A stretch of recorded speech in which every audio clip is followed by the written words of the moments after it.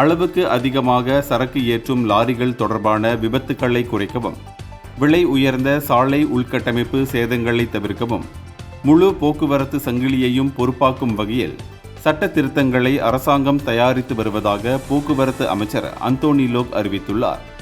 தற்போது ஓட்டுநர்கள் மற்றும் போக்குவரத்து நிறுவனங்கள் மட்டுமே இந்த விதிகளின் மீறல்களுக்கு தண்டனைகளை எதிர்கொள்கின்றன.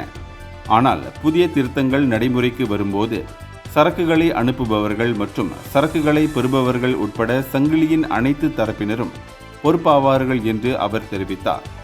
மேலும் கல் மற்றும் மணல் குவாரி ஆபரேட்டர்களுக்கு எச்சரிக்கைகள் உட்பட கடுமையான நடவடிக்கைகள் அமலுக்கு வரவுள்ளதாகவும் அமைச்சர் தெரிவித்தார்.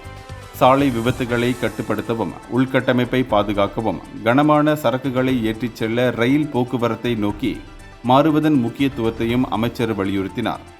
இது சாலை பாதுகாப்பு மற்றும் நிலையான போக்குவரத்துக்கான மலேசியாவின் உறுதிப்பாட்டை வலுப்படுத்துகிறது. இந்தியர்களின் இதய குரல் மக்களோசை.